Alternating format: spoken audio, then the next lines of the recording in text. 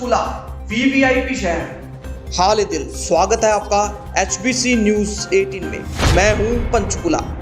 हाल दिल बयां करता पंचकुला अपने जन्म के इतने सालों बाद भी रोना रो रहा है।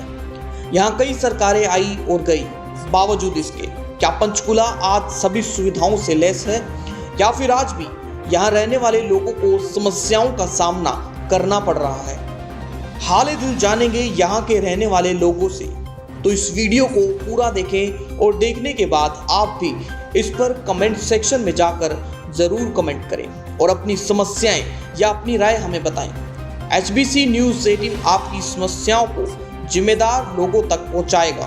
तो पहले जान लेते हैं कि पंचकुला की कुंडली में क्या है।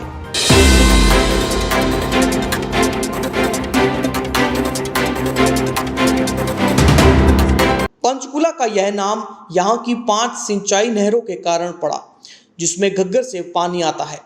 यह पानी नाडा साहिब से मनसा देवी तक वितरित होता है। पंचकुला जिले का गठन 15 अगस्त 1995 को जिले की पंचकुला और कालका तहसीलों को मिलाकर किया गया था।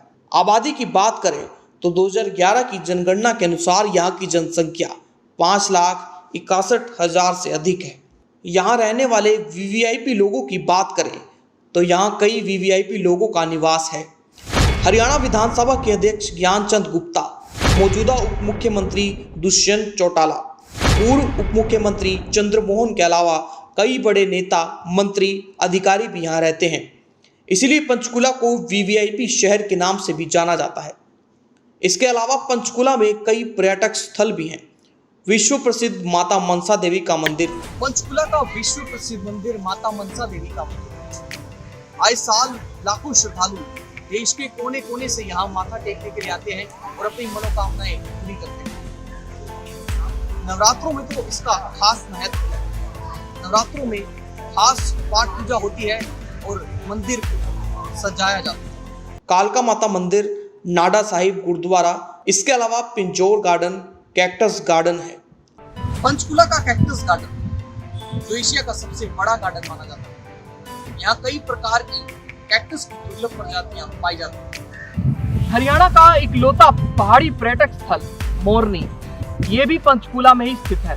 पंचकुला की कुंडली तो हमने आपको दिखा दी। अब देखते हैं कि इस कुंडली में कौन कौन से ग्रह लगे हैं।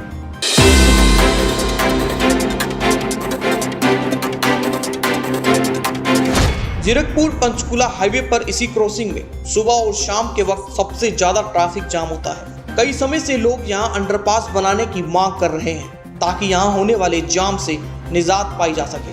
अब देखना ये होगा कि इस समस्या को लेकर लोगों की ये मांग कब पूरी होती है। पंचकुला की कई क्रॉसिंग लाइट्स पर आपको भीख मांगते हुए भिखारी नजर आएंगे।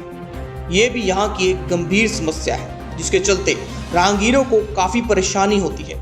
अगर प्रशासन ने इस ओर ध्यान नहीं दिया तो कोई बड़ी दुर्घटना भी हो सकती है, जिसका खामियाजा राहगीरों को भुगतना पड़ेगा और सवाल प्रशासन से ही होगा। तो अब जान लेते हैं यहाँ रहने वाले लोगों का हाल है दिल। HBC न्यूज़ 18 की टीम सबसे पहले पहुंची समाज सेवी अनिल थापर के पास।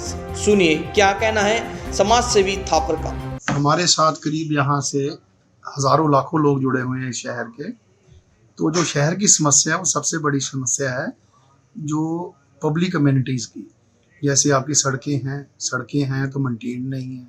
टॉयलेट्स बने हैं जो बूथों में बने हैं वो बिल्कुल मेंटेन नहीं है। ओपनिंग नहीं होती बाथरूम की, उससे पहले वो गिर जाता है। पार्क में झूले लगा दिए, उसकी मेंटेनेंस नहीं है। तो मेरा सिर्फ ये कहना है, अगर हम सड़क बनाते हैं, हम पार्क बनाते हैं, झूला लगाते हैं, टॉयलेट्स बनाते हैं, कुछ भी हम बिल्डिंग बनाते हैं, एक बार पैसे तो लग जाते हैं, पर जिस ठेकेदार से बनवाएं उससे 3 साल का अगर वो गारंटी करता है 3 साल का AMC होना चाहिए। भी मेंटेन आप करोगे। अगर 3 साल हमारी सड़क को कुछ हो गया आप जिम्मेवार हो। अगर हमारा झूला खराब हो गया आप जिम्मेवार हो। आप टॉयलेट अगर नहीं चला तो आप जिम्मेवार हो। तो ऐसा सिस्टम होना चाहिए जिससे शहर भी अच्छा रहेगा, शहर में जो लोग रह रहे हैं उनको भी आराम रहेगा। ये बहुत बड़ी समस्या है।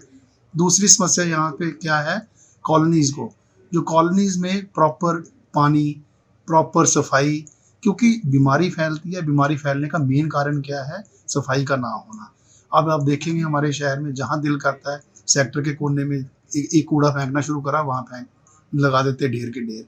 आफ्टर ऑल वो वहाँ भी लोग बसते हैं, शहर के अच्छे बाशिंदे बसते हैं, तो सफाई होनी बहुत ज़रूरी है और जो भी चीज़ है उसको मेंटेन करा जाए।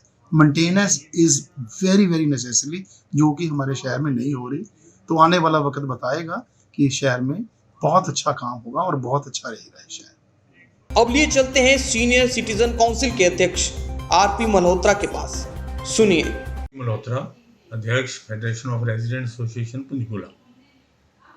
हमारे पंचकूले में अगर सरकार की बात करें तो बहुत सा पैसा, बहुत सा ध्यान सरकार ने पंचकूला के ऊपर दिया है, लेकिन वो पैसे का इस्तेमाल किस तरीके से नीचे हो रहा है वो एक क्वेश्चन मार्क है। अगर मैं बात करूं सफाई की तो डोर टू डोर गार्बेज की कलेक्शन की प्रॉब्लम सबसे ज़्यादा मुंह बाय खड़ी है। स्टे एनिमल्स लोगों की जान लेने पर तुले हैं, एक्सीडेंट रोज़ होते हैं। जो गंदे नाले हैं तो पंचकूला को दोनों तरफ से घेरे हुए, वो जो है बहुत ज़्यादा वाइड ग्रोथ है, उसमें जहरीले कीड़े मकोड़े वहाँ घूम रहे हैं। और इस सब के चलते बहुत ज़रूरी हो जाता है कि नीचे वाले जो ढांचा है म्यूनसिपल कॉरपोरेशन खास करके, उसको चुस्त दुरुस्त किया जाए। इंजीनियरिंग विंग जो है उसका हाल बहुत खस्ता है, किसी तरह का कोई डिसिप्लिन उसमें नहीं है। और जो जहाँ कहीं सड़कों की हालत, main whole cover, drainage system की ब्लॉकेज यहाँ हो जाती है, उसको कोई ठीक करने नहीं आता। पार्कों की मेंटेनेंस का बुरा हाल है, क्योंकि कोरोना के चलते जो पार्क डेवलपमेंट कमेटीज थी वो थोड़ी पैसे हो चुकी हैं, क्योंकि ओल्ड एज लोग उसको चलाते थे और उसके बाद उसकी मेंटेनेंस को धक्का लगा है। और एक व्यापक समस्या है इंक्रोचमेंट की। रेडी फड़ी वाले सड़कों पे, सेक्टरों में, गलियों तक पहुंच गए। मार्केटों में बरामदे सामान से गुथे पड़े हैं और किसी को रास्ता निकलने के लिए जगह नहीं है। ज़रूरत है उनको हटाने की। माननीय ज्ञानचंद गुप्ता जी ने बहुत बार कहा कि हम रोज़ एक अभियान चलाएंगे, लेकिन जो इच्छा शक्ति नीचे वाले तबके में उसको इम्प्लीमेंट करने की होनी चाहिए, वो कहीं ना कहीं नजर आती है। धन्यवाद। एडवोकेट अनिल सोनी का क्या कहना है, सुनाते हैं आपको। मैं Anil Soni, advocate, Punjab and Haryana high court Chandigarh. मैं पंचकूला में लगभग पिछले 12 साल से रह रहा हूँ, लेकिन मेरा आना जाना और पंचकूला से नाता लगभग 25 से 30 साल पुराना है। मुझे याद पड़ता है जब स्वर्गीय श्रीमान देवीलाल जी ने मुख्यमंत्री बनने के दौरान पंचकूला को पूर्ण रूप से डेवलप करने का विचार बनाया, और उसके बाद श्रीमान बंसीलाल जी एवं श्रीमान भजनलाल जी ने पूर्ण योगदान देके इस शहर को, जो हिमालय की तलहटी में बना हुआ है, पूर्ण रूप से डेवलप करने में बहुत योगदान दिया।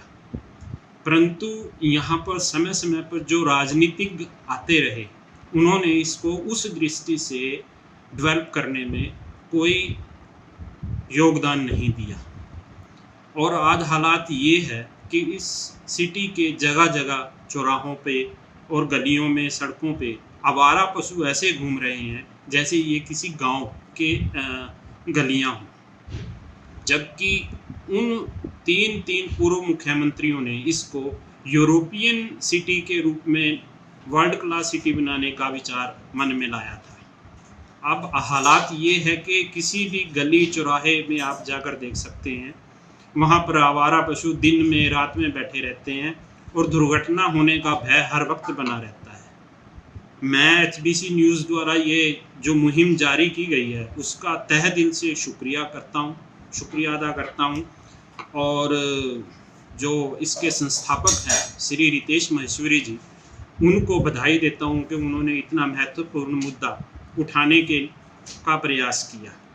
मैं चाहता हूँ कि ये जो मेरा प्यारा शहर है यह आवारा पशु मुक्त हो और आने वाले चुनाव में इसी मुद्दे को मुद्दा बनाया जाना चाहिए।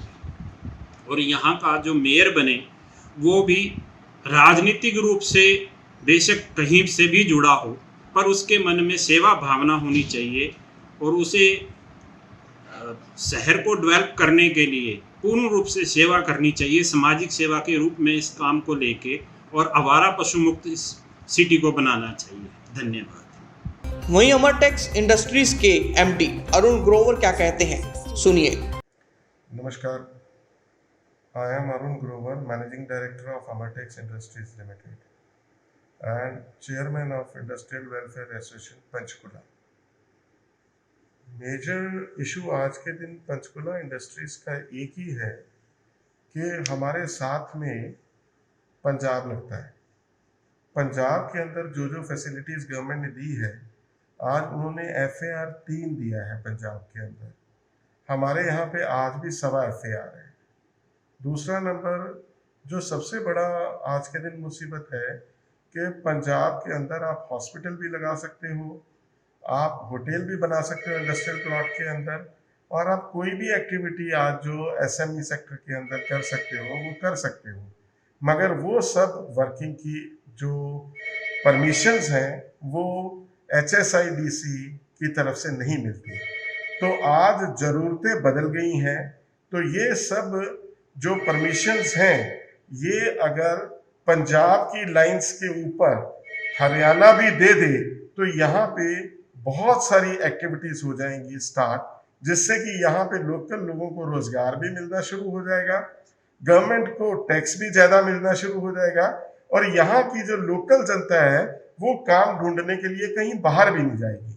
तो इसमें हर एक आदमी का बेनिफिट है, इंडस्ट्रियलिस्ट का भी, जनरल पब्लिक का भी, इन्वेस्टर्स का भी और गवर्नमेंट का भी। तो मेरी गवर्नमेंट से यही गुजारिश है कि हमने अपनी इंडस्ट्रियल वेलफेयर एसोसिएशन की तरफ से ये रिप्रेजेंटेशन ऑलरेडी दी हुई है, और गवर्नमेंट 2 नवंबर को कह रही है कि अपनी नई इंडस्ट्रियल पॉलिसी लॉन्च कर रही है। तो ये जो हमारे डिमांड्स हैं जो अपने रिप्रेजेंटेशन में गवर्नमेंट को दी हैं वो लागू कर दे, तो उससे ये पूरा इंडस्ट्रियल एरिया एक बार फिर बहुत जोर शोर से यहाँ रौनक हो जाएगी। Thank you. पंचकुला की कुंडली में ग्रह तो बहुत हैं, बस जरूरत है इन ग्रहों को ठीक करने वाले ज्योतिष की। ऐसे में अब पंचकुला मेयर के चुनाव की सरगर्मी भी तेज है, तो अब देखना ये होगा कि पंचकुला को कौन सा ऐसा मेयर मिलता है जो पंचकुला की बिगड़ी कुंडली को ठीक करेगा। अगर आपको हमारी यह वीडियो पसंद आई तो इसे शेयर करना ना भूलें।